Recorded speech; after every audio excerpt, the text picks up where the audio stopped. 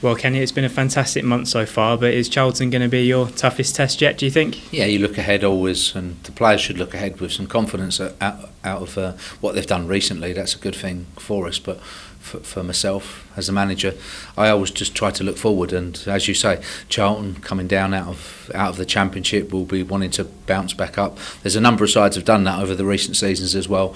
Generally, sides when they do come out of the Championship are up there and competing, and I'm sure Charlton are a big enough club to do that, and they're already in the mix. They've won 4 games on the trot. And are really finding their form. So, we know that it's going to be a difficult game. Similarly, we want to try to keep our run going and see if we can keep competing at the right end of the league.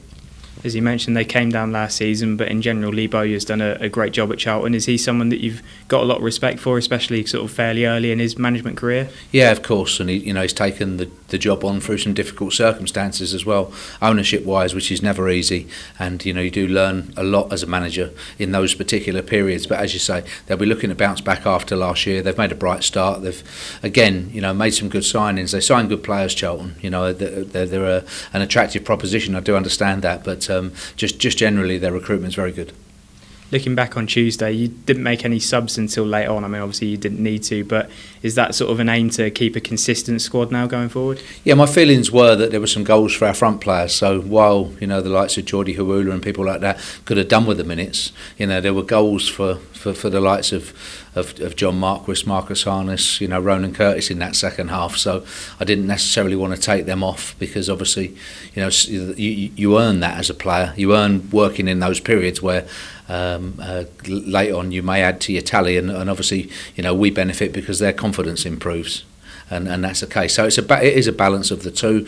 The back four has been settled. Having said that, we do think we've got some good depth and good players outside of the team in terms of our back four and our midfield. The player that's been, I think, as unlucky as anybody this year has been Ben Close.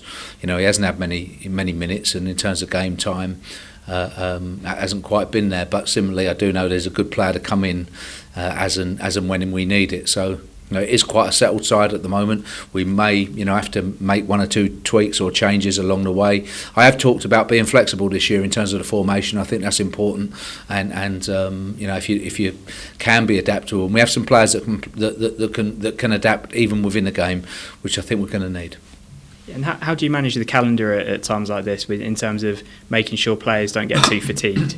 Yeah, the training programs, is an easy one and a simple one around the games. We can get that organised, and the players are into a good routine, and we try to do that to minimalise the injuries. Obviously, you never know with the virus how that hits people. There's different clubs been hit at different times.